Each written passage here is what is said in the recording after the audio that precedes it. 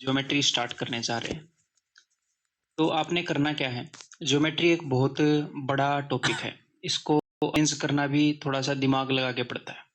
ठीक है, कि कौन सा कंसेप्ट पहले कराएं, कौन सा कंसेप्ट कब कितनी डेप्थ में कराएं, बाद में उसको फुल डेप्थ में कराएं, कौन से क्वेश्चंस को पहले कराएं, कौन से क्वेश्चंस को बाद में कराएं, कैसे कराएं, क्लास में ही करा दें या एक्सरसाइज में कराएं। ठीक है, तो वो जितनी भी टेंशन है, क्वेश्चन किस लेवल के हैं, किस लेवल के क्वेश्चन कब लेने हैं, बिकॉज मेरा मेन मकसद क्या है, मेरा मेन मकसद है आपको सिखाना, और सिर्फ सिखाना नहीं, एक इंटरेस्ट पैदा करके सिखाना। अगर आप यहाँ पर सीखने आए हो तो आपको मजे भी आएंगे। कौन से मजे, नाचने गाने वाले मजे नहीं, वो मजे जो सीखने में आते हैं। ठीक है, आपको मजे भी आएंगे, मतलब जो सीख कर मजा मिलता है वो भी मिलेगा, और एग्जाम भी आपका क्लियर होएगा। तो कंसेप्ट का लेवल, क्वेश्चन का लेवल, कंसेप्ट का ऑर्डर, क्वेश्चन का ऑर्डर, सब कुछ मेरे ऊपर छोड़ दो। आपको सिर्फ एक चीज का ध्यान रखना है, अपनी तलवार, अपना पेन अपने पास रखो, अपनी नोटबुक अपने पास रखो, और पहली बार में आपने मोटे मोटे नोट्स बनाने हैं। जब आप मेरी वीडियो देखोगे तो बहुत ज्यादा लिखने में ध्यान नहीं देना है। नोट्स जब आप बनाओ तो पॉइंट्स मोटे मोटे आप लिख लेना बस। ठीक है, ज्योमेट्री को पढ़ने का मैं तरीका बताऊंगा, बिकॉज वीडियोस मैंने बनाए हैं आपके लिए, तो फिर आपको मेरी बात माननी पड़ेगी कि इनको देखने का बेस्ट तरीका क्या है, मैंने क्या ध्यान में रखते हुए चीजें बनाई हैं। देखो, किसी भी एक चैप्टर को एक बार देखकर आप कंप्लीटली उसे नहीं सीख पाओगे, चाहे ज्योमेट्री हो या कोई और टॉपिक हो जो आपको आसान लगता हो, एक बार में उसको पूर्णतः आप नहीं सीख सकते। सीधी बात है, कोई भी बेसिक सी चीज हो, उसको अच्छे से सीखने के लिए भी प्रैक्टिस करनी पड़ती है, उसको रिपीट करना पड़ता है। अपना ह्यूमन माइंड ऐसे काम करता है। तो मैंने इसको इस तरीके से बनाया है कि आप इसको एक बार मत देखना, मेरे किसी भी जो भी मटेरियल मैं आपको दे रहा हूं उसको एक बार मत देखना। उसको इस नजरिए से बनाया गया है कि जब उसको बार बार देखेंगे, बार बार देखेंगे, तो काफी इंप्रूवमेंट आपकी होती रहेगी। इन चीजों को ऐसे ध्यान में रखकर बनाया गया है कि उनका ज्यादा फ्रूट आपके सामने आता रहेगा। तो पहली बार मोटे मोटे से नोट्स बनाना ज्योमेट्री के, ठीक है, लेकिन मेनली फोकस करना अपनी रफ नोटबुक पर और कंसेप्ट को सीखने पर, नोट करने के बजाय सीखने पर, लेकिन मोटे मोटे नोट्स बना लेना। दूसरी बार अपने फुल फ्लेज नोट्स बना लेना। ठीक है, तो इसको जब आप रिपीट करोगे और बहुत सारी नई चीजें आप सीख रहे होगे जब सेम चीजों को रिपीट करोगे तो स्टार्ट करें। पूरी टेंशन त्याग कर जो भी मैं करवाऊंगा पूरे निस्वार्थ भाव से करवाऊंगा, ऐसे मानकर। ठीक है, तो चलो। तो भाई सबसे पहले मैं आपको बेसिक टर्मिनोलॉजी बता दूं कि भाई कौन कौन से टर्म्स इसके अंदर यूज होते हैं। Basic terms, lines and angles हम यहाँ पर पढ़ रहे हैं, यानी कि रेखाएं एवं कोण, और बेसिक बेसिक सी बातें मैं आपको बताऊंगा यहाँ पर। तो सबसे पहले पॉइंट, पॉइंट यानी कि ये, ठीक है, आपको दिख रहा है? जी हाँ दिख रहा है, लाल लाल। पॉइंट को हिंदी में बोलते हैं कि सबसे छोटी फिगर है, सबसे छोटी फिगर है पॉइंट। ठीक है, पॉइंट क्या है कि ये तो आपको दिख रहा है, इसको मैं बहुत ही छोटा बनाता तो ही पॉइंट होता। तो छोटी से छोटी जो आकृति है, जिसकी ना तो लेंथ है ना ब्रेड्थ है, आप बोलोगे सर कुछ ना कुछ तो लेंथ होगी, ऐसे तो एटम की भी लेंथ होती है। पॉइंट की डेफिनेशन ये है ज्योमेट्री के अंदर कि पॉइंट एक ऐसी फिगर है, ना इसकी लेंथ है, ना इसकी ब्रेड्थ है, ना इसकी हाइट है, इसकी कोई भी डायमेंशन नहीं है, ये बिल्कुल छोटी से छोटी चीज है, बिल्कुल छोटी तुच्छ सी चीज है। ठीक है, वैसे इसकी इंपॉर्टेंस तुच्छ नहीं है, ये इसी से सारी चीजें बनेंगी।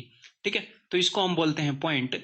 तो इसकी कोई भी डायमेंशन नहीं है, ना लेंथ है, ना ब्रेड्थ है, ना हाइट है, तो इसको आप बोल सकते हो डायमेंशन लेस, यानी कि विमाहीन, इसकी कोई भी विमा नहीं है।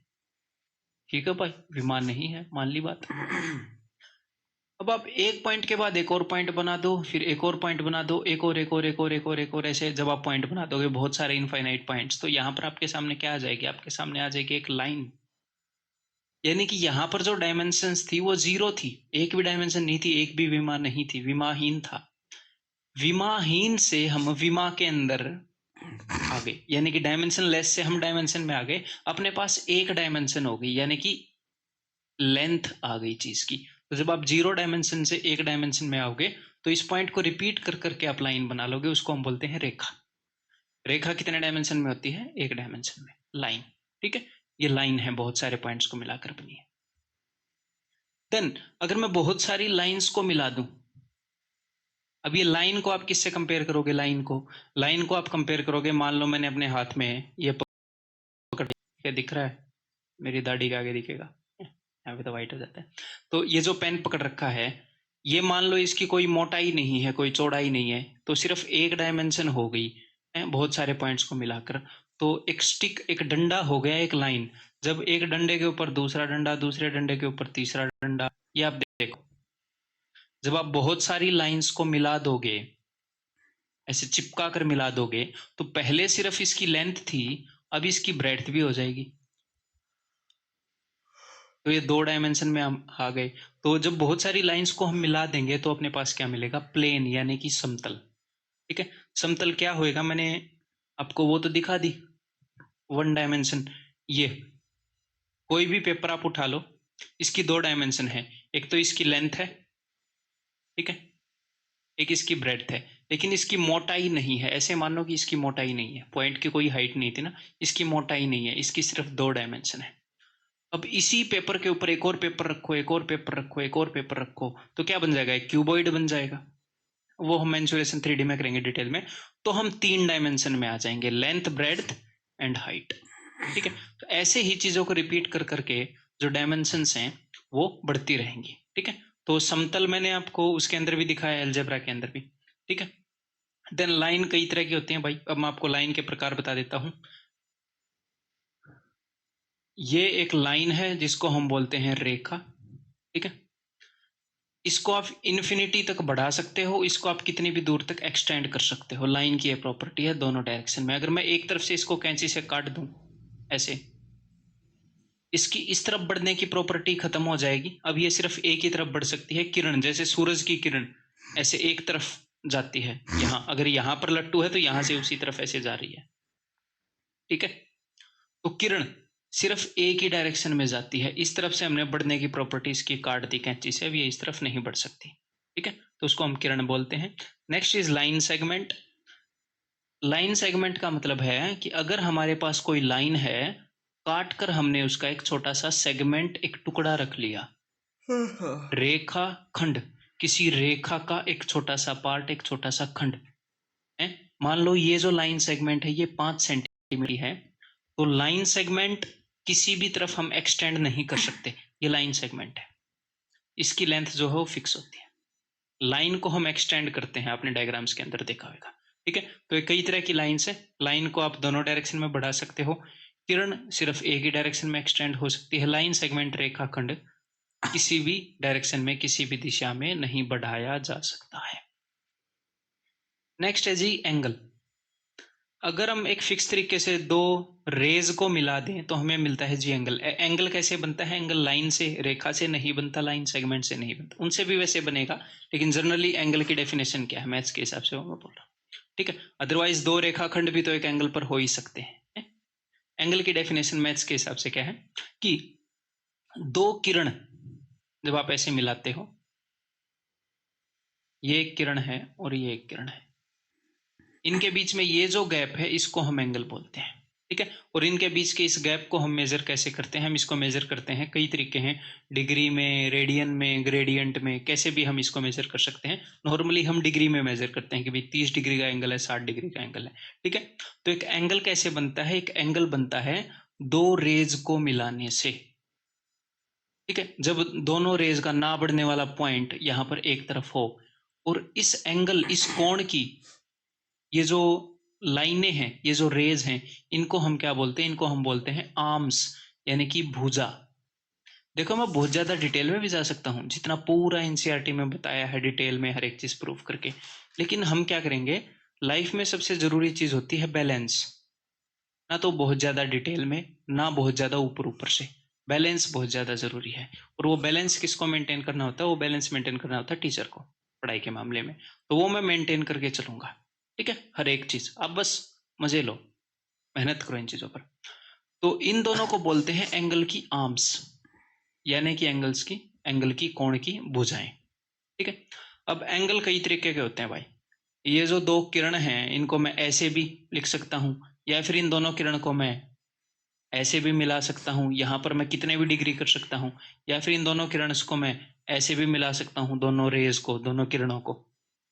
तो अब हम एंगल के प्रकार पढ़ते हैं और वहीं से अपना मेन क्वेश्चन आने का सिलसिला स्टार्ट होएगा, जहां से क्वेश्चन आएंगे। ठीक है, तो चलो भाई मैं आपको अलग अलग एंगल के प्रकार बताता हूं। सबसे पहले होता है जीरो एंगल। ठीक है, जीरो एंगल का क्या मतलब है? देखो, अगर मैं एंगल को ऐसे बनाऊंगा तो ये कुछ ना कुछ डिग्री का तो होएगा। मान लो ये 20 डिग्री का है, तो मैंने किया क्या, इस रे के ऊपर एक रे बनाई है, इसको इनके बीच में ऐसे गैप क्रिएट कर दिया मैंने, दो रेस के बीच में। लेकिन अगर मैं ऐसा एंगल बना दूं, एक रे है और दूसरी रे यहां पर मैंने कम खोली, देखो इसके कंपैरिजन में मैंने कम खोली। अगर मैं ऐसा काम करूं कि दूसरी रे को मैं खोलूं ही ना, उसके ऊपर ही रख दूं, जब घड़ी की सुइयां एक दूसरे के ऊपर आ जाती हैं वैसा सिलसिला कर दूं, तो यहां पर इन दोनों के बीच में कितने का गैप है? यहां पर काफी कम है, लेकिन यहां पर कितने का गैप है? यहां पर गैप है ही नहीं। तो इसको हम बोलते हैं शून्य कोण, यानी कि जीरो एंगल। सिंपल सी बात है। तो अगर ये एक रे है और इसके ऊपर जो बनी हुई रे है, ऐसे मैं एंगल बनाऊं तो दिस इज जीरो कोण। नेक्स्ट देखो, दैट इज एक्यूट एंगल। अगर मैं 0 डिग्री और 90 डिग्री के बीच में एंगल बनाऊं, अगर मैं ऐसा यहां से लेकर इनके बीच में कोई भी एंगल बनाऊं, उसको हम न्यून कोण बोलते हैं। चाहे वो 20 डिग्री का हो, 30 डिग्री का हो, 60 डिग्री का हो, कितने भी डिग्री का हो। क्लियर है? कोई भी अगर मैं ऐसा एंगल बनाऊं, बिल्कुल बेसिक सी बातें हैं। ठीक है, अगर मैं इसी कोण को, दूसरी रे को मैं यहां तक बना दूं ऐसे, इसको हम बोलते हैं दोस्त राइट एंगल, यानी कि समकोण। ठीक है, बिल्कुल बेसिक सी बात। देन नेक्स्ट अपने पास कौन सा कोण है? That is obtuse angle. अगर मैं इसको ऐसे बना दूं, जीरो, यहां पर क्या आएगा? यहां पर आएगा एक्यूट है, यानी कि न्यून कोण। यहां पर क्या आएगा? Right angle. एग्जैक्टली इसके बीच में एक्यूट चल रहा है, और यहां से लेकर यहां तक क्या आएगा? ऑब्ट्यूस एंगल, यानी कि अधिक कोण। अगर आप 90 डिग्री से अधिक का कोण बनाते हैं ये, लेकिन 180 डिग्री से छोटा होना चाहिए। जब ये ऐसे पूरी लाइन सीधी हो जाती है, पूरी लाइन दोनों रे जैसे एग्जैक्टली सीधी हो जाएंगी ऐसे, तो यहां पर ये जो कोण बनेगा, इसको हम क्या बोलेंगे? इसको हम बोलेंगे स्ट्रेट लाइन, सीधी हो गई, स्ट्रेट एंगल। ठीक है, या फिर हिंदी में क्या बोलेंगे? सम या रिजु कोण। ठीक है, सिंपल सी बात है, आपने समझना है मैं क्या बोल रहा हूं, और बस इनके नाम फिर याद रखने हैं। ठीक है, अगर मैं एंगल को 180 डिग्री से बड़ा बना दूं, अब आप बोलोगे सर 180 डिग्री से बड़ा कैसे बनाओगे? ऐसे बनाऊंगा दोस्त, ये देखो, यहां से मैं इस रे को खोलते हुए इतना खोल दूंगा, ये ऐसे।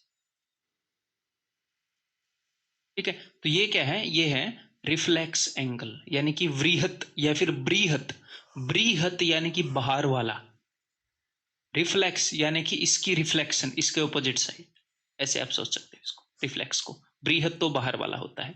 ठीक है, तो अगर मैं आपको ऐसे बोलूं, देखो अब एक मेरी बात ध्यान से सुनिएगा, अगर मैं आपको ऐसे बोलूं कि एंगल एओबी कैसा एंगल है, एक्यूट ऑब्ट्यूस किस टाइप का एंगल है? एक्यूट। एंगल एओबी अगर मैंने बोला है तो ये हमेशा एक्यूट एंगल है, जैसा ये यहां पर दिख रहा है, ये वाला एंगल एक्यूट है। अगर ये पूछूंगा तो ये ऑब्ट्यूस है ना? आप बताओगे, तो ये एक एक्यूट एंगल है। लेकिन फिर आप बोलोगे सर, आप जब एओबी बोलोगे तो हमें कैसे पता चलेगा बाहर वाला बोला है अंदर वाला? तो जब एग्जामिनर बाहर वाला बोलता है ना, तो वो इस वर्ड को यूज करेगा, ऐसे यूज करेगा, रिफ्लेक्स एंगल, या फिर यहां पर एंगल का साइन यूज कर लेगा, रिफ्लेक्स एंगल एओबी। तो यानी कि उसका मतलब है ये वाला एंगल, या फिर बृहत कोण एओबी, यानी कि बाहर वाला वो यूज कर रहा है। तो अगर 180 डिग्री से बड़ा हो एंगल, लेकिन 270 डिग्री से नहीं, इससे भी बड़ा हो लेकिन 360 तक हो, इन सब का एक ही नाम है 360 तक, ये क्या होएगा? ये होएगा रिफ्लेक्स एंगल। ठीक है दोस्त, अब आप बोलोगे सर ठीक है, अगर ये जो रे है ये पूरा चक्कर काट के ऐसे फिर से इसी में आकर मिल गई, तो मैं ये बोलूंगा भैया पूरा चक्कर काट लिया, कंप्लीट चक्कर काट लिया, तो उसको हम बोलेंगे दोस्त कंप्लीट एंगल, बोले तो पूर्ण कोण, पूर्ण कोण। ठीक है, पूरा चक्कर अगर काट लिया तो ये कोण कितने डिग्री का है? ये अगर मैं ऐसे निशान बनाऊं तो ये कोण मेरे दोस्त 360 डिग्री का है। ठीक है, पूरा 360 डिग्री का। क्लियर है? बिल्कुल बेसिक सी बात थी, कोई ज्यादा कॉम्प्लेक्स बातें नहीं थी। इन चीजों को आप समझ गए। अब हम आगे बढ़ते हैं जहां से क्वेश्चन आते हैं, जिन चीजों को हम यूज करते हैं। एग्जाम के अंदर डायरेक्टली इनको यूज करेंगे। वो जो टर्मिनोलॉजी थी उनको हम क्वेश्चन पढ़ने में, क्वेश्चन को समझने में, एक दूसरे को समझाने में ऐसे यूज करते हैं। ठीक है, तो नेक्स्ट काफी इंपॉर्टेंट आपके लिए है एंगल्स इन पैरेलल लाइंस, समानांतर रेखाओं में कोण। ये हमारे पास दो रेखाएं हैं, ठीक है, एक एल मान लो, एक एम मान लो, रेखा एल और रेखा एम। ये दोनों पैरेलल हैं। पैरेलल का मतलब है कि इन दोनों के बीच में जो डिस्टेंस है वो हमेशा सेम रहता है, एक दूसरे को कभी काटती नहीं। जैसे रेल की पटरियां होती हैं, ये वैसे ही एक दूसरे के पैरेलल हैं, समानांतर रेखाएं हैं। ठीक है, अब इन दोनों रेखाओं में से एक लाइन पास हो रही है जिसको हम बोलते हैं ट्रांसवर्सल, यानी कि तिर्यक रेखा, तिर्यक रेखा ट्रांसवर्सल। ठीक है, तो जैसा कि मैं आपको बता चुका हूं ये दोनों पैरेलल रेखाएं हैं। तो अगर ये दोनों पैरेलल लाइंस होंगी तो यहाँ पर कुछ एंगल्स क्रिएट, पैरेलल ना हो तो भी एंगल क्रिएट होते हैं, लेकिन अगर ये पैरेलल होंगी तो वो एंगल्स कुछ रूल फॉलो करते हैं। वो रूल आपने ध्यान रखने, वो आपके एग्जाम में डायरेक्टली यूज होंगे क्वेश्चंस को सोल्व करते। अब देखो जरा, तो भाई जब भी दो लाइनें एक दूसरे के साथ इंटरसेक्ट करती हैं तो कई एंगल वहां पर क्रिएट होते हैं। जैसे एंगल 1, ठीक है, ये वाला एंगल, मैं इनका नाम दे रहा हूं, angle number 2, angle number 3, angle number 4, angle number 5, 6, 7, 8। कई एंगल क्रिएट होते हैं जब भी लाइनें आपस में इंटरसेक्ट करती हैं। ठीक है, अब ध्यान से देखो, ये दो पैरेलल लाइन हैं, जो भी एंगल इनके बीच में है इनको हम क्या बोलते हैं, इनको हम बोलते हैं इंटीरियर एंगल। पैरेलल लाइन के बीच में जो एंगल फंस गए, तो इंटीरियर एंगल कौन कौन से हैं, एंगल 3, एंगल 4, एंगल 5, एंगल 6। अंतः कोण है ये, इंटीरियर, अंदर है। जो बाहर वाले एंगल्स हैं, इन दोनों पैरेलल लाइन के बाहर वाले, एंगल 1, एंगल 2, एंगल 7, एंगल 8, दोनों लाइंस के बाहर वाले, ये हैं एक्सटीरियर एंगल। ठीक है, बाह्य कोण, दोनों पैरेलल लाइन के बाहर वाले। ठीक है, अब क्लियर है, ये बातें समझ गए। अब मैं आपको एक और एंगल से मिलवाता हूं, उनका नाम है कोरस्पॉन्डिंग एंगल, यानी कि संगत कोण। तो इनको संगत कोण क्यों बोलते हैं, इनको कोरस्पॉन्डिंग एंगल क्यों बोलते हैं, मैं आपको बताता हूं। देखो, अपने पास कितनी लाइनें हैं, अपने पास दो लाइनें हैं, ठीक है, लाइन एल पैरेलल लाइन है और लाइन एम। तो ऐसे कुछ एंगल हैं जो कोरस्पॉन्डिंग सिचुएशंस के अंदर हैं, जो सेम सिचुएशन, सेम हालात के अंदर हैं, जो एक जैसी संगत में बैठे हैं। कैसे, मेरे को ऐसे कोण का नाम बताओ, ऐसे कोणों का, ऐसे एंगल्स का नाम बताओ जो दोनों लाइनों के ऊपर हो। देखो, एंगल नंबर 2 इस लाइन के ऊपर है, एंगल नंबर 3 इस लाइन के नीचे है, एंगल नंबर 1 ऊपर है, एंगल नंबर 4 नीचे है। तो ऐसे कोण बताओ जो दोनों लाइनों के ऊपर हों और ट्रांसवर्सल के राइट साइड पे हो। दोनों लाइनों के ऊपर, ट्रांसवर्सल के राइट साइड में। तो आप बोलोगे अच्छा, दोनों के ऊपर तो 1, 2, 5, 6 ये एंगल ऊपर ही है सारे, बाकी तो नीचे हैं। तो एंगल 2 और एंगल 6 एग्जैक्टली सेम सिचुएशन में है कि नहीं, दोनों ऊपर हैं, दोनों राइट साइड में है, ये एग्जैक्टली सेम सिचुएशन में है, बिकॉज ये लाइनें पैरेलल हैं। तो अगर यहां से कोई लाइन काटेगी तो ये जितने डिग्री यहां पर बनेगा, यहां पर भी उतने डिग्री बनेगा। आपको फील हो रहा है कि नहीं, फील होना जरूरी है, फील हो रहा है कि नहीं। ये दोनों लाइनें पैरेलल हैं, बनाया तो यहां से जितने डिग्री उठेगा ये यहां से भी उतनी डिग्री उठेगा। तो ऐसे एंगल जो कोरस्पॉन्डिंग सिचुएशंस में हैं, जो एक जैसी सिचुएशन में है, एक जैसी संगति में है, उनको बोलते हैं संगत कोण, कोरस्पॉन्डिंग एंगल्स। और ये एंगल्स हमेशा इक्वल होते हैं, ये आपने ध्यान रखना है कि कोरस्पॉन्डिंग एंगल्स आर इक्वल। अब आप मुझे ये बताएंगे कि कौन कौन से ऐसे एंगल हैं यहां पर जो कोरस्पॉन्डिंग एंगल्स हैं। ए बाबा बताइए जरा, बताओ भाई। एंगल 1 इज इक्वल टू किस एंगल के बराबर है, एंगल 1 एंगल 5। सिर्फ कोरस्पॉन्डिंग एंगल बताओ, ये बराबर तो पता नहीं किस किस के होगा। एंगल 1 और एंगल 5 कोरस्पॉन्डिंग एंगल है, angle 2 and angle 6 corresponding angle है, एंगल 3 ट्रांसवर्सल के नीचे, ट्रांसवर्सल के नीचे एंगल 7 और राइट साइड पर 3 और 7। अब तो आपको फील हो रहा होगा, एंगल 4 और एंगल 8। समझ में आ गई बात, क्लियर है। तो ये एंगल्स हैं दोस्त कोरस्पॉन्डिंग एंगल्स, और ये एंगल हमेशा इक्वल होते हैं, याद रखिएगा। तो लिख लो corresponding angles are always equal, bracket में लिख लो angles in the same situation, that's it. और डायग्राम बना लो पास में, ये एंगल्स लिख लो, ठीक है। तो भाई नेक्स्ट एंगल आपके सामने है ऑल्टरनेट एंगल्स, यानी कि एकांतर कोण। तो देखो, ये दोनों लाइनें पैरेलल हैं एज यूजुअल, ये अपने ट्रांसवर्सल है, तिर्यक रेखा है। अब की बार हमने देखने हैं ऑल्टरनेट एंगल्स, यानी कि जो इसके ऑल्टरनेट साइड पर हों, ठीक है, इसके ऑल्टरनेट साइड पर हों।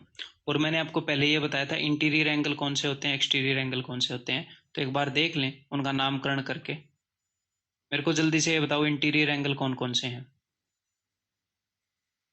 इंटीरियर एंगल हैं 3, 4, 5, 6 इनके बीच वाले। एक्सटीरियर एंगल कौन से हैं, 1, 2, 7, 8 जो कि पैरेलल लाइन के बाहर हैं, बाह्य कोण, ठीक है। ऑल्टरनेट एंगल्स कौन से हैं, ऑल्टरनेट एंगल हैं जो कि इसके ऑल्टरनेट साइड पर हैं, एक एंगल इस साइड हो, एक एंगल इस साइड हो। तो हमेशा क्या होता है, हमेशा ऑल्टरनेट इंटीरियर एंगल बराबर होते हैं और ऑल्टरनेट एक्सटीरियर एंगल बराबर होते हैं। तो ये कौन कौन से एंगल होते हैं वो मैं आपको बताऊंगा कि ऑल्टरनेट भी हो, यानी कि ट्रांसवर्सल के एक दूसरी साइड हो, एक दूसरी साइड हो, और दोनों इंटीरियर भी हो, ऑल्टरनेट इंटीरियर एंगल। तो ऐसा किनको बोलते हैं, ऐसा बोलते हैं एंगल 3 और एंगल 5 को। एंगल 3 और 5, एक इसके उस साइड है, एक इसके उस साइड है, एक उस वाली लाइन के साथ। ऐसे तो आप बोलोगे सर 6 और 5 भी एक उस साइड, एक उस साइड और दोनों इंटीरियर है ना। एक उस वाली लाइन के पास है, एक इस वाली लाइन के पास है ना, 3 उसके पास, 5 इसके पास, एक उस साइड है, एक इस साइड है, दोनों इंटीरियर। तो ये है ऑल्टरनेट इंटीरियर एंगल। तो एंगल 3 और एंगल 5, तो ये यहां पर बना रहे हैं क्या, जेड। इसको ऐसे भी आप याद रख सकते हो। ये अगर ये दोनों पैरेलल हैं तो ये दोनों एंगल इक्वल होंगे, यानी कि angle 3 is equal to angle 5।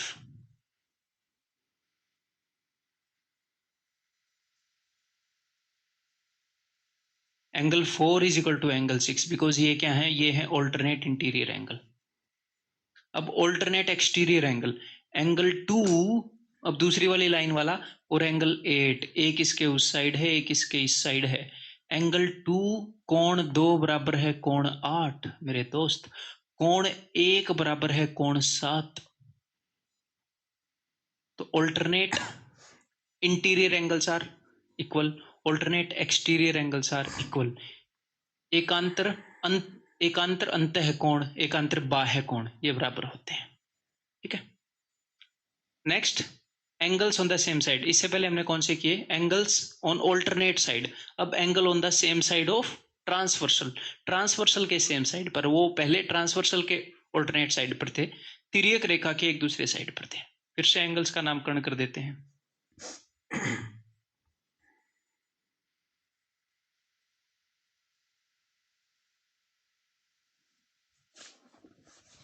ठीक है, angles on the same side, interior angle on the same side, समझ गए। Angles on the same side जो कि इंटीरियर हैं, तो ये होते हैं, समझ गए, दोनों कंडीशन मैं बोल रहा हूं। सेम साइड पर एंगल हो तो 1, 4, 5, 8 सारे सेम साइड पर हैं, एंगल ट्रांसवर्सल के लेफ्ट साइड में हैं, लेकिन दोनों इंटीरियर चाहिए मुझे, दोनों इंटीरियर हो और दोनों सेम साइड पर हो, तो 4 और 5। तो interior angles on the same side of the transversal, अंतः कोण जो तिर्यक रेखा के एक तरफ हैं, वो क्या होते हैं, वो होते हैं दोस्त सप्लीमेंट्री, या फिर मैं ऐसे बोल सकता हूं उनका सम जो होता है वो होता है सप्लीमेंट्री। अभी मैं आपको थोड़ी देर में बताऊंगा। उनका जोड़ होता है 180 डिग्री। जिन भी दो एंगल्स का जोड़ 180 डिग्री हो उनको हम सप्लीमेंट्री बोलते हैं, ठीक है। थोड़ी देर में एक्सप्लेन करूंगा अगर नहीं बताया तो। और अब दूसरे एंगल की जोड़ी जो इसको सेटिस्फाई करती है, दैट इज एंगल 3 और एंगल 6। एंगल 3 बराबर है एंगल 6 बराबर है 180 डिग्री।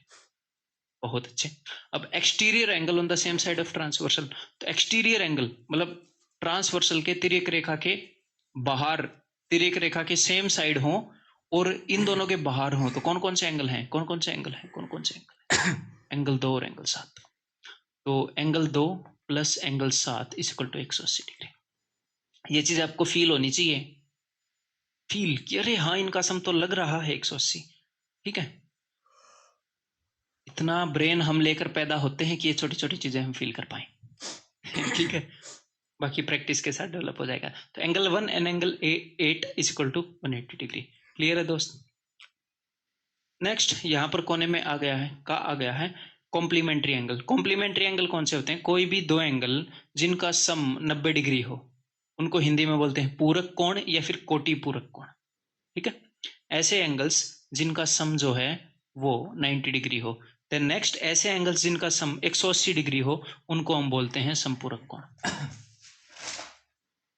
ऐसे दो एंगल आपस में सप्लीमेंट्री होते हैं, दो एंगल आपस में कॉम्प्लीमेंट्री होते हैं, एक एंगल कॉम्प्लीमेंट्री नहीं होएगा, ठीक है।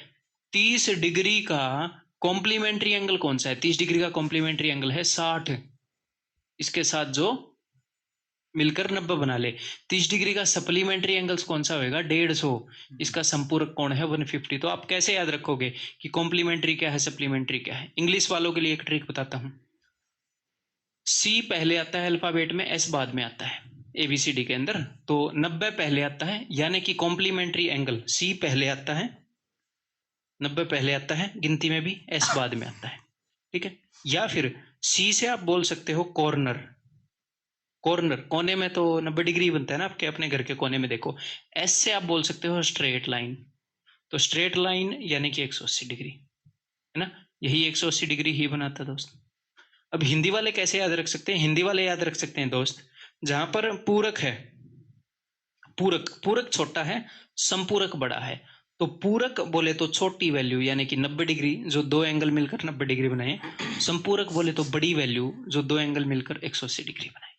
अब आप बोलोगे सर यहाँ पर कोटि पूरक भी है, तो उसने दो नाम रख दिए, तो हम क्या करें? बताओ हम क्या करें? ठीक है, अब आप याद रख लोगे संपूरक, ये दोनों मिले हुए हैं ना, आपस में मिले हुए हैं। ऐसे सम और पूरक तो अलग होंगे नहीं, मैं जो है आधा है, तो संपूरक, ठीक है। और ये पूरक और कोटि पूरक ये छोटे वाले हैं, ठीक है। देन कुछ और बेसिक पॉइंट मैं आपको बता दूं कि vertically opposite angles are equal, शीर्ष अभिमुख कोण बराबर होते हैं। अब ये वर्टिकली ऑपोजिट एंगल होते क्या हैं? देखो, अगर मैं दो लाइनों को ऐसे ड्रॉ कर दूं दोस्त, दो स्ट्रेट लाइनों को ऐसे इंटरसेक्ट करवा दूं, अब एक एंगल का मैंने आपको क्या बताया था, एक चीज और बतानी है मैंने आपको, कि ये तो होती हैं एंगल की आर्म्स, ये तो होती हैं एंगल की भुजाएं, ये होता है एंगल का वर्टेक्स, यानी कि इसको हिंदी में बोलते हैं दोस्त शीर्ष। तो यहां पर ऐसे एंगल मैंने देखने हैं जिनके शीर्ष अभिमुख हों, जो शीर्ष हैं वो एक दूसरे के ऑपोजिट हों, वर्टिकली ऑपोजिट, जिनके वर्टिसेस ऑपोजिट हों। तो एक तो एंगल हो गया AOB, इसका वर्टिसेस यहां पर है। एक एंगल है COD, तो एक एंगल ऐसे इसका वर्टेक्स है, एक एंगल ऐसे है इसका वर्टेक्स है, तो ये दोनों एंगल वर्टिकली ऑपोजिट है, वर्टिकली ऑपोजिट। एक ने इधर मुंह फाड़ रखा है, एक ने उधर मुंह फाड़ रखा है, तो ये दोनों एंगल्स बराबर हैं। ऐसे कोण जिनके शीर्ष अभिमुख हों, एक का शीर्ष इस तरफ ऐसे है, एक का शीर्ष इस तरफ ऐसे है, ठीक है, तो उनको हम बोलते हैं शीर्षाभिमुख कोण। तो angle AOB is equal to angle COD, और angle AOC is equal to angle BOD। ठीक है भाई, बेसिक सी बात है, इसको लिख लो। फिर अभी अगले पॉइंट पर चलता हूं, मैं मिटा देता हूं, मैं सुनता नहीं हूं किसी की, क्या करें वैसे ही हम, क्या करें। Sum of angles on a line is equal to 180 degree. अगर किसी स्ट्रेट लाइन के ऊपर, मेरे को एक बात बताओ, मैंने आपको बताया कि ये जो कोण बनेगा स्ट्रेट लाइन के ऊपर, स्ट्रेट एंगल इसको बोलते हैं, सरल कोण, रिजु कोण इसको बोलते हैं, 180 डिग्री का बना है बनेगा। तो इसको चाहे आप दो हिस्सों में तोड़ लो, आप ऐसे बोल लो एंगल 1 और एंगल 2, दोनों का सम तो एक। भैया जब आपने 1 किलो के केक को काट दिया दो टुकड़ों में, तो मिलाकर तो 1 किलो ही रहेगा ना। ये पूरा एंगल 180 डिग्री था, इसको मैंने दो टुकड़ों में तोड़ दिया, या फिर दिल करे तो 3 टुकड़ों में तोड़ दो, इन तीनों का सम क्या होगा? एंगल 1, 2 और 3, इनका सम भी 180 रहेगा। 1 किलो के केक को चाहे 3 टुकड़ों में काट लो, वो ओरिजिनली था 1 किलो का, तो सारे टुकड़े मिलाकर 1 किलो ही रहेंगे, चाहे उसको 1000 टुकड़ों में काट लो। तो angles on a straight line, किसी सीधी रेखा के ऊपर अगर एंगल्स बने, चाहे 2 बने, 3 बने, 10 बने, उन सबका सम जो है वो 180 डिग्री होएगा। नाक में पता नहीं क्यों खुजली हो रही। एक रेखा पर बने कोणों का योग 180 डिग्री होता है। हाँ, वही चीज हिंदी में। Next is linear pair. Linear pair किसको बोलते हैं? लीनियर पेयर बोलते हैं मेरे दोस्त। ऐसा ना होना कि आपके एग्जाम के अंदर, क्वेश्चन के अंदर स्टेटमेंट में वो चीज यूज हो जाए और आपको ना पता चले। लीनियर पेयर बोलते हैं जब एक स्ट्रेट लाइन हो और उसके ऊपर बने एंगल को सिर्फ दो हिस्सों में बांट रखा हो। पेयर, पेयर का मतलब होता है जोड़ा, युग्म, रैखिक युग्म। अगर सिर्फ दो हिस्सों में उसको बांट रखा है तो एंगल 1 और एंगल 2 ये दोनों लीनियर पेयर हैं। 3 एंगल में या 4 एंगल में अगर आप बांटोगे तो वो पेयर नहीं बनता, वो ज्यादा एंगल हो जाते हैं। तो लीनियर पेयर का सम हमेशा क्या होता है 180 डिग्री। क्यों? क्योंकि वो स्ट्रेट लाइन के ऊपर ही बनता है। ऐसे लीनियर पेयर नहीं बोल सकते कि ये लो सर ये लीनियर पेयर है, भाई ये स्ट्रेट लाइन थोड़ी है, ये लीनियर पेयर नहीं है। लीनियर लाइन के ऊपर बना पेयर एंगल का, रैखिक एक रेखा के ऊपर बना। ठीक है, अब अगला करते हैं sum of angles around a point. जैसे एक लाइन के ऊपर बने एंगल का सम 180 डिग्री है, एक लाइन के ऊपर बने हुए कितने भी एंगल्स उनका सम 180 डिग्री है।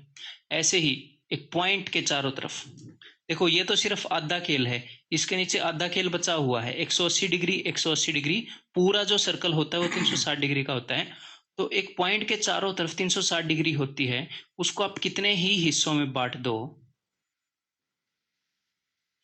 सम of angles around a point is equal to 360 degree. इन तीनों कोणों का योग 360 डिग्री होगा। अगर आप इसको चाहे 4 हिस्सों में बांट दो कोई फर्क नहीं पड़ता हमें। ठीक है, क्लियर है? एक बिंदु के बाहर बने सभी कोणों का योग 360 होता है। नेक्स्ट, हम इन चीजों को यूज करेंगे इक्वेशंस करने में। ठीक है, exterior angles of a triangle is equal to sum of interior opposite angles. तो ये मैं आपको एक बार बता दूं, ये चीजें मैं आगे प्रूव करूंगा। ठीक है, जब नेक्स्ट लेक्चर करेंगे उसके अंदर। अभी जस्ट ये आप क्वेश्चंस के अंदर हम यूज करेंगे, तो सिर्फ एक बार देख लो। अगर अपने पास एक ट्रायंगल है, अभी सिर्फ सुन लो और इस चीज को मान लो, आगे हम प्रूव कर लेंगे। अगर अपने पास एक ट्रायंगल है तो उसके तीनों कोणों का योग यानी कि angle 1 plus angle 2 plus angle 3 180 degree होता है। अभी आप मेरी बात को मान लो, अपनी ऐसी ही दादागिरी है, आपको माननी पड़ेगी। आगे प्रूव कर दूंगा, टेंशन ना लो। ठीक है, हर एक चीज का ये बताऊंगा, जो भी बात आपके एग्जाम के रिलेवेंट होएगी, जो बताने के रिलेवेंट होएगी, उतनी डेप्थ में हम इजीली जाएंगे, उससे थोड़ा सा ज्यादा ही जाएंगे। जो आपके एग्जाम से रिलेवेंट होएगी और जो आपको चीजें समझाने में मदद करेगी वो हर काम में करूंगा। ठीक है, और किसी भी एक साइड को अगर आप एक्सटेंड कर देते हो, अगर एक साइड को आप बढ़ा देते हो, तो वहां पर ये जो एंगल बनता है इसको हम बोलते हैं एक्सटीरियर एंगल। तो ये जो एंगल है ये इसके साथ वाले एक्सटीरियर यानी कि बाह्य कोण, बाहर वाला कोण, इसके साथ वाले कोण को छोड़कर जो बाकी दो कोण बच गई है, इन दोनों के सम के बराबर होता है। अगर ये एंगल 1 है, ये 2 है और ये एंगल 3 है, तो angle 1 plus angle 2 is equal to angle 3। इसको ऐसे बोलते हैं कि एक्सटीरियर एंगल, बाहर वाला angle, is equal to sum of interior opposite. Interior opposite क्यों बोलते हैं? कि इसके पास वाले इंटीरियर एंगल को छोड़कर बाकी जो दो हैं उनके सम के बराबर होता है। बाह्य कोण अंत अभिमुख कोणों के योग के बराबर होता है। ठीक है, क्लियर है? यही चीज मैंने अभी आपको बताई, त्रिभुज का बाह्य कोण अंत अभिमुख कोणों के योग के बराबर होता है। तो ये सारी चीजें समझ गए। अब मैं एक छोटी सी बात और बता दूं कि जो भी मैंने आपको बताया था,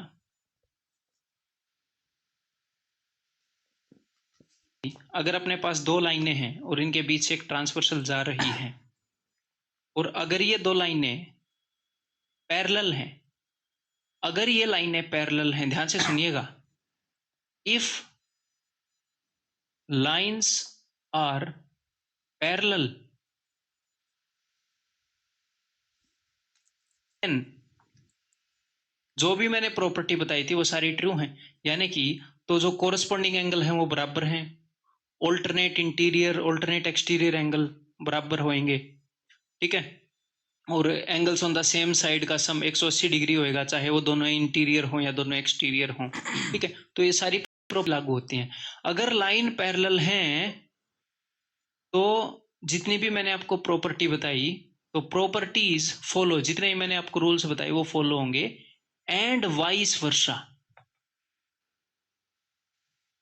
यानी कि अगर मैं आपको ये बोलूं कि मेरे पास दो लाइनें हैं, मैंने आपको ये नहीं बताया ये पैरेलल है, मैंने सिर्फ ये बताया कि ये वाला एंगल जो एंगल 1 है और ये वाला एंगल जो एंगल 2 है, ये दोनों बराबर हैं। तो आप क्या देखोगे, दो लाइनें हैं, मुझे पता नहीं पैरेलल है कि नहीं, और इनके जो कोरस्पॉन्डिंग एंगल हैं वो इक्वल हैं। तो मैं कहना क्या चाह रहा हूं, अगर लाइनें पैरेलल हुई तो कोरस्पॉन्डिंग अगर कोरस्पॉन्डिंग एंगल इक्वल है तो लाइनें पैरेलल होंगी, ये दोनों ट्रू हैं। अगर वर्टिकली ऑपोजिट एंगल बराबर हो गए, वर्टिकली ऑपोजिट नहीं, ऑल्टरनेट इंटीरियर एंगल अगर बराबर हो गए, जो जेड की फिगर बनाते हैं, अगर लाइनें पैरेलल हुई तो ऑल्टरनेट इंटीरियर एंगल बराबर होंगे।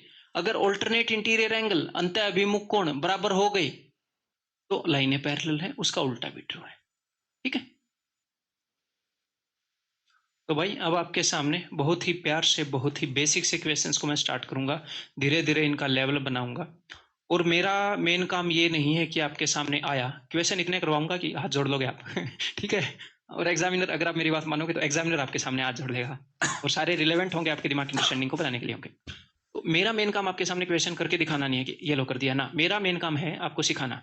तो मैं धीरे धीरे सीडी आपको चढ़ाऊंगा, एक एक पग मैं आपको चढ़ाऊंगा, तो मैं अपने आप धीरे धीरे लेवल को जहां तक लेकर जाऊंगा, बस आप पीछे चलते रहिएगा, मेरे अनुयायी बनते रहिएगा इस मामले में। ठीक है, देखो अब हर एक क्वेश्चन को आपने करना है, मैं आपको इतनी समझ दूंगा कि आप उस क्वेश्चन को खुद कर पाएंगे, इतनी समझ मैं दूंगा कि शायद ही कोई क्वेश्चन होगा जो आपको मेरे से समझना पड़ेगा, अगर आप ठीक दिमाग लगाएंगे, उसके ऊपर सही समय व्यतीत करेंगे तो। ठीक है, तो हर एक क्वेश्चन को खुद करने की कोशिश करिएगा, वीडियो को पॉज करके, जब तक ना निकले चाहे 5 मिनट लग जाए, एग्जाम में 45 सेकंड में करना है। अरे पहले चलना तो सीखो, फिर रेस में भागेंगे। ठीक है, तो कितना भी टाइम लग जाए, पॉज करके मेरे से पहले करना है आपने। अगर ना निकले देन फिर देख लेना सोल्यूशन, हम हाजिर हैं आपके पास। ठीक है, देखो तो कोशिश करो भाई एक बार। तो देखो यहाँ पर ए ओ बी एक स्ट्रेट लाइन है, ये ए ओ बी एक सीधी रेखा है। ठीक है, तो एक स्ट्रेट लाइन के ऊपर जो एंगल्स बने हैं उनका सम क्या होता है, चाहे कितने भी एंगल बने हो उनका सम होता है 180 डिग्री। तो उनमें से एक एंगल अगर 105 डिग्री है तो ये वाला एंगल कितना होगा, ये वाला एंगल हो जाएगा जी 75 डिग्री। तो 3x की वैल्यू 75 है तो x की वैल्यू 25 हो जाएगी। अगर x की वैल्यू 25 है तो 25 दूनी 50, तो ये वाला एंगल 50 डिग्री हो जाएगा। ठीक है, और ये एक स्ट्रेट लाइन है, जी हाँ बिल्कुल स्ट्रेट लाइन है, और इसके ऊपर जितने भी एंगल बने हैं उन सब का सम 180 हमने बताया आपको। तो 90 यहाँ पर हो गया, 50 यहाँ पर हो गया, 90 और 50 140, 180 होना चाहिए था, तो y की वैल्यू आ गई थी 40 डिग्री, यही हमने निकालना था। बिल्कुल बेसिक सी बात है। अब मैं आगे बढ़ता हूँ, फाइंड एंगल COD। AOB जो है वो एक स्ट्रेट लाइन है, और उम्मीद करता हूँ अब मेरे को बार बार बोलने की जरूरत नहीं पड़ेगी, आप इन क्वेश्चंस को खुद ट्राई करेंगे पहले मेरे बताने से पहले। ठीक है, AOB एक स्ट्रेट लाइन है, इसके ऊपर जितने भी एंगल बने हैं सबका सम जो है वो 180 है। तो सारे एंगल्स को जोड़ते हैं, x plus y plus y, यानी कि 2x प्लस 2y। अच्छा, 2x plus 2y is equal to 180 degree, सारे एंगल्स का सम 180 डिग्री है। दो अगर मैं कॉमन ले लूँ तो this is equal to 180 degree, x plus y is equal to 90 degree. और उन्होंने हमसे कौन सा एंगल पूछा है, COD, उसने ये एंगल पूछा है जिसकी वैल्यू क्या है, जिसकी वैल्यू है x प्लस वाई, यानी कि आंसर इज 90 डिग्री। बिल्कुल बेसिक सी बात है। बताओ भाई, find x plus y minus z. देखो ये दोनों लाइनें पैरेलल हैं, ये इस क्वेश्चन के अंदर मैं बताना भूल गया तो मैं लिख देता हूँ यहाँ पर, PQ is parallel to PC, तभी हम सारा काम कर पाएंगे ना, तो गड़बड़ हो जाएगी। तो PQ जो है वो BC के पैरेलल है। ठीक है, तो ये एक ट्रांसवर्सल का काम कर रही है कि नहीं। ठीक है, तो ये दोनों एंगल कौन से हुए, अगर ये दोनों लाइनें पैरेलल हैं तो interior angles on the same side of transversal. अगर ट्रांसवर्सल के सेम साइड पर दोनों इंटीरियर एंगल हैं तो इन दोनों का सम होता है 180 डिग्री, ये सप्लीमेंट्री संपूरक कोण होते हैं। तो अगर ये 110 डिग्री है तो ये होएगा 270 डिग्री। ठीक है, बहुत बढ़िया। देन अब मेरी बात सुनो, अगर ये 60 डिग्री है, ये भी तो एक ट्रांसवर्सल है, अगर ये 60 डिग्री है तो ये जेड फिगर बन रही है कि नहीं, ये 60 है तो ये भी 60 होएगा, ऑल्टरनेट इंटीरियर एंगल, ये 60 है तो ये भी 60 होएगा। अब मेरे भाई अगर ये 110 है ऐसे तो ये पूरा भी 110 होएगा, या तो ऐसे मान लो, अगर ये 110 है, ये दिख रहा है ना आपको, ये छोटा सा, हाँ ये दिख रहा है, ये 110 है तो ये भी 110 होएगा, तो ये 110 है तो ये पूरा 110 होएगा, ये 60 है तो ये 50 होएगा। ठीक है, अब उसने आपसे जो भी पूछा है वो आप बता दो, दिक्कत ही क्या है। x प्लस वाई यानी कि 60 प्लस 50 110 माइनस जेड यानी कि 110 माइनस 70 यानी कि 40 डिग्री इसका आंसर है। बहुत बेसिक क्वेश्चन है, धीरे धीरे अपने लेवल को बढ़ाएंगे, टेंशन लेने की जरूरत बिल्कुल भी नहीं है। ठीक है, AB is parallel to CD। ठीक है, AB जो है वो CD के पैरेलल है। EF is parallel to DQ। Find X, angle X हमने निकालना है। तो देखो ध्यान से देखो, ये और ये दोनों पैरेलल हैं, तो ये जो एंगल है ये इसके बराबर होएगा, कोरस्पॉन्डिंग एंगल्स, तो एंगल X इसके बराबर होएगा। ये दोनों लाइनें पैरेलल हैं और ये एक ट्रांसवर्सल है, एंगल X। ठीक है भाई, ये एंगल X डिग्री है। अब ये लाइन और ये लाइन दोनों पैरेलल हैं, तो ये भी कोरस्पॉन्डिंग एंगल्स हैं, तो ये एंगल 34 होएगा। तो अब तो आप इजीली बता सकते हो एक्स की value. Angles on a straight line, इनका सम होता है 180 डिग्री, तो इन दोनों को मैं जोड़ता हूँ, 70 और 30 100 और 12 112, ठीक है। ये दोनों मिलाकर 112 डिग्री है, 180 में से 112 घटाओगे तो 68 डिग्री, ठीक है भाई, क्लियर है? बताओ, A B is to D C. यहाँ पर मैं वीडियो के अंदर टाइम नहीं ले रहा, सीधा सीधा सोल्व कर रहा हूँ। क्यों? बिकॉज आप पॉज कर सकते हो। सबसे डिजिटल एजुकेशन का जमाना आया है, टीचर्स स्टूडेंट्स की उंगलियों पर नाच रहे हैं। क्या जमाना, घोर कलयुग आ गया है। जब चाह रहा है स्टूडेंट टीचर को रोक रहे हैं, तो चाह रहा है उससे बार बार चीजें रिपीट करवा रहे हैं, और तो और टीचर से डबल स्पीड पर भी बुलवा रहे हैं ठीक है, तो मैं सीधे सीधे क्वेश्चन सोल्व कर रहा हूँ। आपने क्या करना है, अपने अकॉर्डिंग स्पीड को बढ़ा सकते हो, घटा सकते हो, बीच में पॉज जरूर करना है क्वेश्चन को सोल्व करने के लिए। इसका एक नुकसान भी हुआ है, स्टूडेंट क्या करते हैं, वेट ही नहीं करते हैं, सीधा मूवी की तरफ वीडियो को एंजॉय करते रहते हैं। क्या, अरे टीचर ही सोल्व कर देगा, खुद थोड़ा सा जोर लगाते हैं, पूरा जोर नहीं लगाएंगे पूरे दिमाग, क्योंकि सामने टीचर है बताने के लिए, तो पूरा जोर नहीं लगाएंगे, थोड़ा सा जोर लगाएंगे, थोड़ी सी कोशिश करेंगे, क्वेश्चन नहीं निकलेगा तो बटन दबा देंगे, टीचर बोलेगा बेचारा।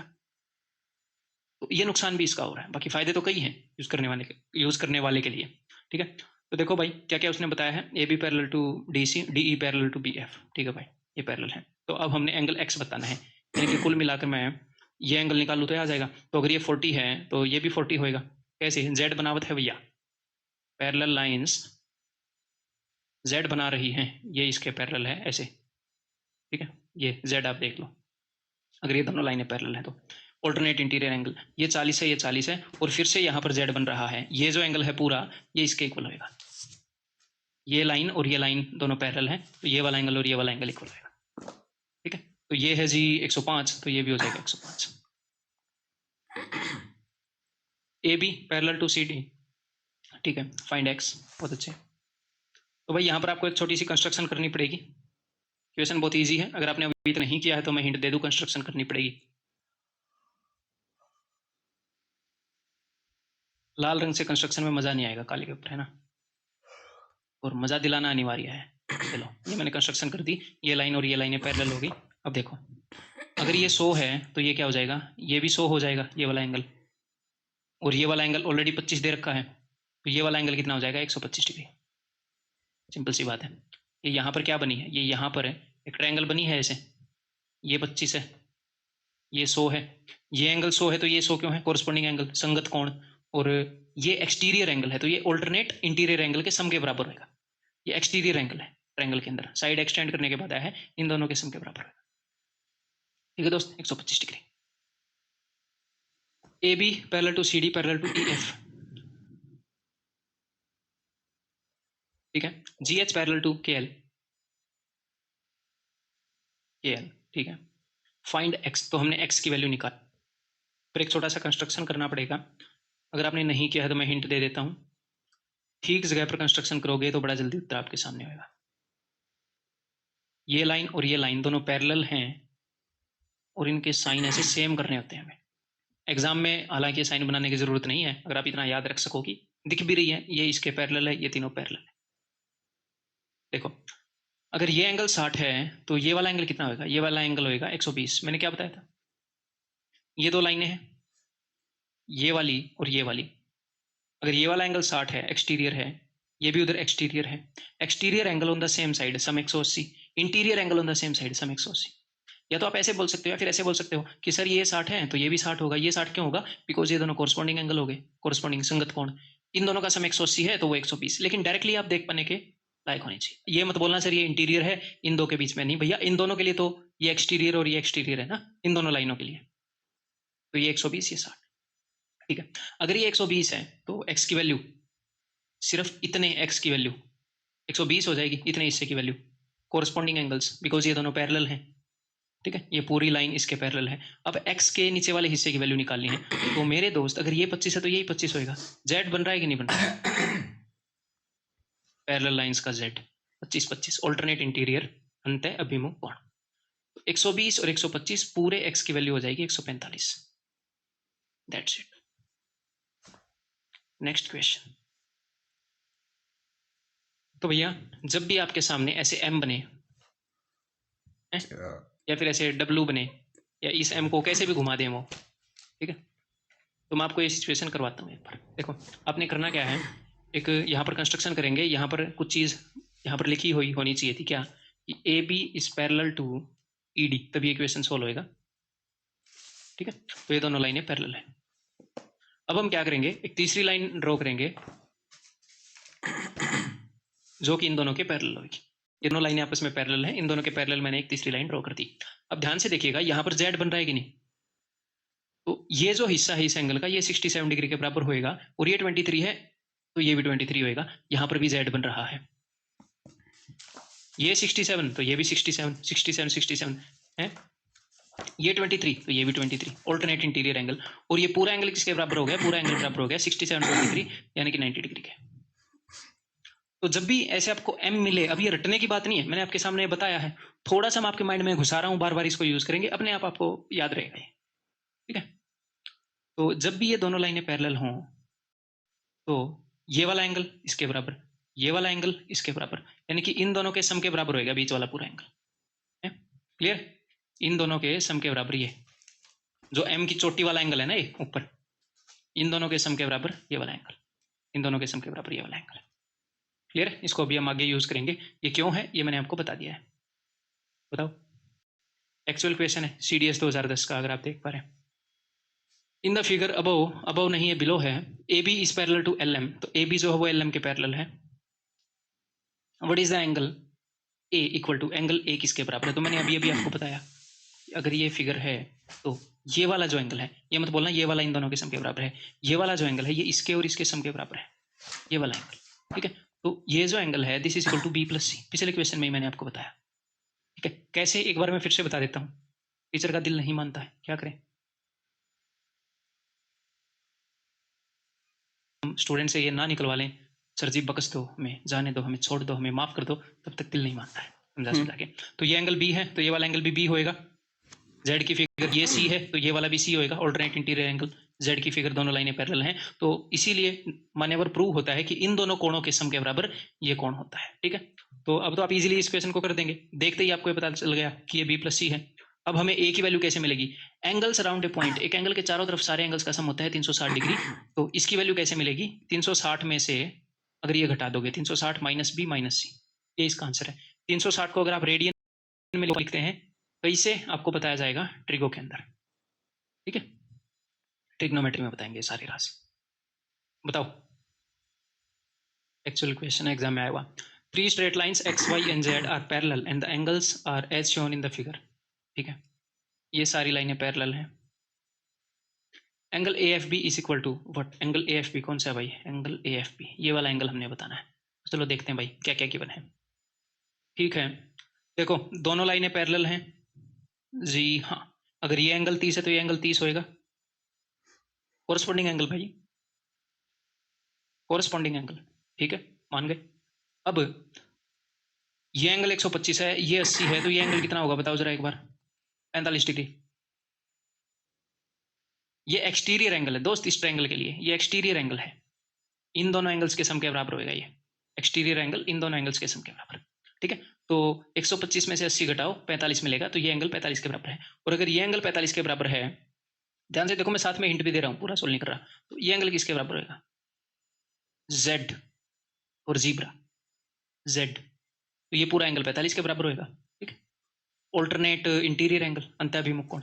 ठीक है, तो ये पूरा 45 है, ये 30 है, तो ये बचा हुआ क्या होगा 15, और ये यही 15 डिग्री वाला पूछा है, तो दैट इज ऑप्शन बी। ठीक है, ये बताओ अभी, the angles x degree, a degree, c degree and pi minus b degree are indicated in the figure given below, which one of the following is correct, तो option में से कौन सा करेक्ट है। चलो भाई देखते हैं, तो ये वाला एंगल किसके बराबर होएगा, ये वाला, अगर ये पाई माइनस बी है तो ये वाला एंगल होएगा जी बी के बराबर। ठीक है भाई, अब अगर इन सारे एंगल्स को मैं एक जगह इकट्ठा करूंगा बेसिकली, ताकि मैं इनके बीच में रिलेशन निकाल पाऊं, तो अगर ये एंगल ए है, ये एंगल बी है, तो ये एक्सटीरियर एंगल हो गया, ये ए है, ये बी है, तो ये एक्सटीरियर एंगल हो गया ए प्लस बी। आप बोलोगे जी हाँ बिल्कुल, अगर आप नहीं बोलोगे तो भी सच्चाई तो यही है कि एक्सटीरियर एंगल इन दोनों के सम के बराबर है, तो आपको बोलना पड़ेगा, मजबूर हैं आप भी। ठीक है, तो ये प्लस बी हो गया। अब ये देखो, ये फिर से एक्सटीरियर एंगल हो गया इन दोनों एंगल्स के लिए, हो गया कि नहीं हो गया, अब बोलोगे जी बिल्कुल हो गया, देख लो, यहीं पे बना लेते हैं इसे, लहराती हुई ट्रायंगल। ये एक्सटीरियर एंगल हो गया इन दोनों एंगल्स के लिए। तो अब हम क्या बोल सकते हैं कि x is equal to A plus B plus C, यहाँ से हमें ऐसी कुछ रिलेशन मिल रही है। That is option C. ठीक है, एक्सटीरियर एंगल्स को यूज किया बस मैंने। और कई तरीकों से इसको कर सकते हैं, जहां पर भी एक्सटीरियर एंगल हम यूज करेंगे वहां पर हम एक स्टेप बढ़ाकर एंगल सम प्रॉपर्टी यूज कर सकते हैं कि ट्रायंगल के तीनों एंगल्स का सम 180 है, क्योंकि वो वहीं से प्रूव हुआ है। और आगे इन चीजों को हम प्रूव करेंगे, आपको पता लग जाएगा। तो भाई आपके सामने मैं एक और फिगर पेश करूंगा अभी, देखो। आपने कभी वो किया है, निशाना मारा है, एक बोर्ड आता है, उसके ऊपर मारने के लिए वो आते हैं ऐसे बुल साई के अंदर मारने वाले, तो वो कैसे दिखते हैं? एटलीस्ट थ्योरेटिकली वो कैसे दिखते हैं? ये मतलब ऐसे। और इसको हम क्या बोलते हैं? इसको हम बोलते हैं डार्ट। डार्ट जो बुल साई में मारते हैं ना, ऐसे टक टक टक, जो प्रैक्टिस करते हैं। तो ये इस फिगर को मैं उठाना चाह रहा हूँ, इस डार्ट की। या फिर ये बोल दो ऐसे भी होते हैं मारने के लिए डायरेक्टली, जो भी है डजंट मैटर है। तो अपने लिए मैटर करता है कि भैया कंसेप्ट क्या है। मैं आपको नाम याद करवा रहा हूँ। ये जो फिगर है, इस फिगर को डार्ट बोलते हैं। डार्ट क्या होता है मैंने आपको बता दिया। अब देखो, इसका कंसेप्ट ये होता है इस फिगर के अंदर कि इन तीनों एंगल्स का समझो, तीनों अंदर एंगल हैं बाहर वाले एक्सटीरियर एंगल के बराबर है। अगर ये ए है, ये बी है और ये सी है, तो this is equal to A plus B plus C. और बहुत ईजी है, सिर्फ एक स्टेप की कमी है, आप इजीली इसको प्रूव कर लोगे। कैसे? देखो जरा। और मैं ये बोलता हूं कि प्रूव करो, मेरे बताने से पहले प्रूव करो।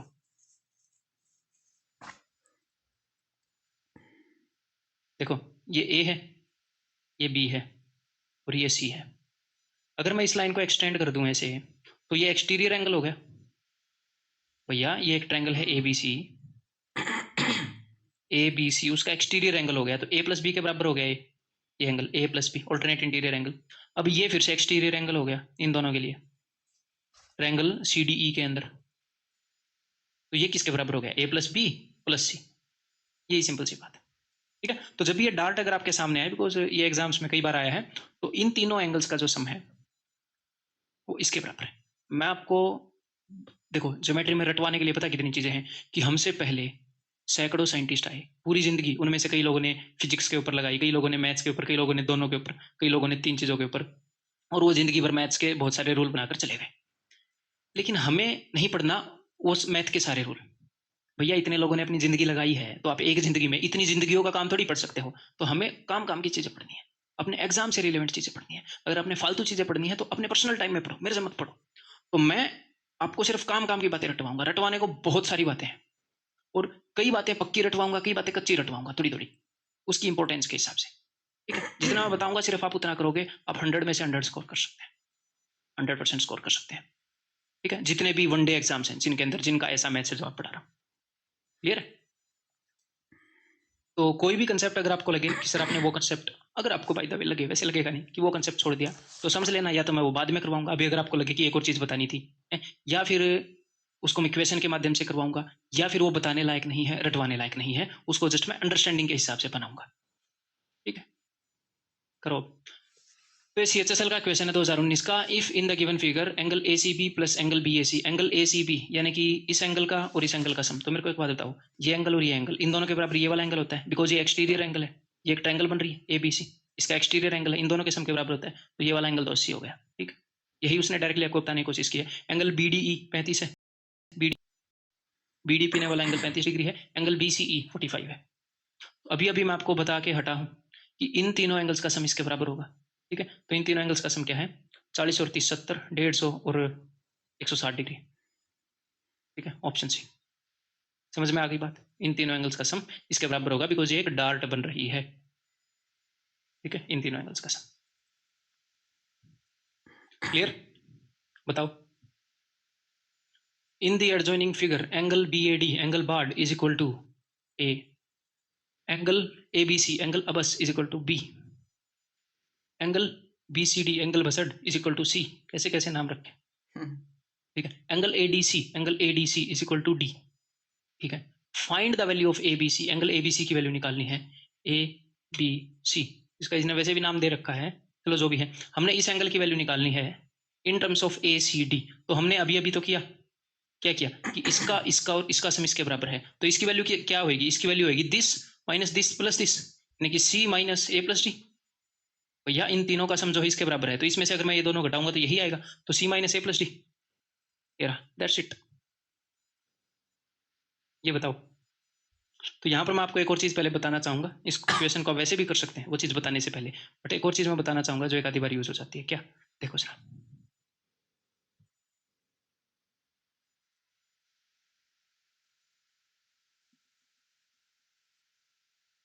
बताना चाहूँगा कि a plus B is equal to C plus D. बहुत ही सिंपल बात है। कैसे सिंपल बात है? एक बार इनको एक्सटेंड करो।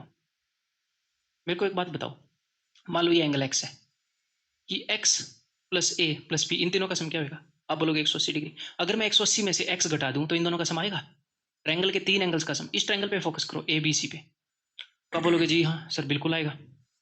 इन तीनों एंगल्स का सम जो है वो 180 डिग्री होगा। 180 में से अगर मैं इसको घटा दूं तो इन दोनों का सम आएगा। सेम केस यहाँ पर है, ट्रायंगल डीसीई में से इन दोनों के अंदर x जोड़े तो भी 180 डिग्री, इन दोनों के अंदर x जोड़े तो भी 180 डिग्री, क्योंकि ये भी एक त्रिभुज है, ये भी एक त्रिभुज है। इसका मतलब इन दोनों का सम इन दोनों के बराबर है। तो जब भी एग्जामिनर आपको ऐसा कुछ दे तो यानी कि अब रटने की बात नहीं है, मैंने आपको ये चीज समझा दी है, मैंने भी रटी नहीं है, बस एक बार मैंने इस चीज को ऐसे देख लिया, मेरे को याद ही रहेगी। और याद नहीं भी रहेगी तो कितना फर्क पड़ता है, एक्सटेंड करती है आंसर आ जाएगा। ये चीज तो यहाँ पर अगर मैं आपको ये बोलता हूँ कि भैया ये 80 डिग्री है, ये 50 डिग्री है, ये 40 डिग्री है, तो ये कितना होगा? तो 80 और 50 130, इन दोनों का सम भी 130 होना चाहिए, तो यानी कि 90 डिग्री है।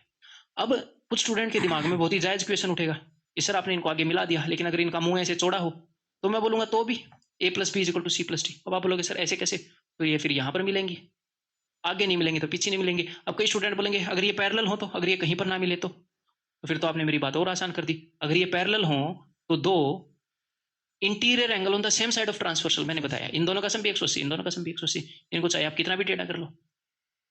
और पीछे मिलेंगी तो भी देखो, अगर मान लो ये x है, ठीक है, तो ये सेम सिचुएशन में हो गए ना। ये एक ट्रायंगल है, ठीक है, ये x है, इसके इन दोनों एंगल्स का सम कितना होगा? 180 में से अगर मैं x को घटाऊंगा तो यहाँ पर कुछ ना कुछ बचेगा है, उसका सप्लीमेंट्री ये है, उसका सप्लीमेंट्री ये है, ठीक है। आपने सिर्फ ये ध्यान देना है कि इन दोनों जगह पर क्या बचेगा, इन दोनों जगह पर बचेगा मेरे भैया। अगर मैं 180 डिग्री, ध्यान से मेरी बात सुन लीजिएगा, मैं बहुत ज्यादा लिख कर प्रूव नहीं करना चाहता, आपके दिमाग में प्रूव करना चाह रहा हूँ। अगर मैं 180 डिग्री में से x को घटा दूं तो इन दोनों एंगल्स का सम आएगा? आप बोलोगे जी बिल्कुल आएगा। हाँ, अब यहाँ पर 180 डिग्री एंगल बन रहा है, यहाँ पर 180 डिग्री एंगल बन रहा है, इन दोनों एंगल को जोड़कर, इन दोनों एंगल को जोड़कर, तो इन चारों एंगल को जोड़कर क्या बन रहा है? 360। तो ये 180 में से मैंने x को घटाया, यहाँ पर इन दोनों का जोड़ जो आएगा, अगर मैं 180 में से x को घटाऊं तो यहाँ पर भी सेम जोड़ आएगा। क्यों? क्योंकि ये भी एक ट्रायंगल है ABC और ये भी एक ट्रायंगल है ADE। तो यहाँ पर जो जोड़ आएगा, अगर मैं उसको 360 में से घटाऊं तो इन दोनों की वैल्यू आएगी। यहाँ पर जो जोड़ आएगा वो सेम ही आएगा, 180 में से x को घटाएंगे ना, तो उसको 360 में से घटाऊं तो भी यही चीज आएगी। मैं बहुत ज्यादा लिख कर नहीं करना चाह रहा था, ठीक है। तो a plus B is equal to C plus D इस केस में भी। तो जब भी आपको ऐसी कोई फिगर दिखे ऐसी, ठीक है, तो इन दोनों एंगल्स का सम इन दोनों एंगल्स के बराबर है। अब उसको मैंने दो फिगर्स को यहाँ पर खुद ही मैंने क्वेश्चन क्रिएट किया है, ठीक है, दो फिगर्स को मैंने मिक्स कर दिया है, तो देखते हैं आप उनको देख पाओगे कि नहीं। एंड क्वाड्रिलेटरल, अच्छा, triangle ABC and quadrilateral HDEF are given in the figure below. Find the value of angle CFH according to values given. तो देखो इसको आप पहचान पाए?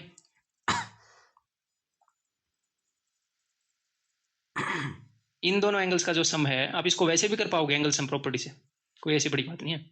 इन दोनों एंगल्स का जो सम है वो है 170, तो इन दोनों एंगल्स का जो सम है वो भी 170 ही होगा। तो ये 70 है तो ये 100 डिग्री होगा। आप बोलोगे जी बिल्कुल। अब एक और चीज को देखने की कोशिश करो। अब यहाँ पर आप एक डार्ट को देख पा रहे हो, डार्ट को हरे रंग से, जिसको मैं बनाने की कोशिश कर रहा हूँ। आप बोलोगे सर बिल्कुल देख पा रहे हैं, अब तो हरे रंग से मैंने बना दी है, ठीक है। तो ये जो एक्सटीरियर एंगल है ये 1 2 3 इन तीनों के सम के बराबर होता है। तो 50 और 40 90, तो यहाँ पर 10 डिग्री आएगा ताकि ये 100 बन जाए, है ना। और इसी की वैल्यू उसने पूछी है CFH एग्जामिनर, नहीं दैट इज ऑप्शन है, ठीक है।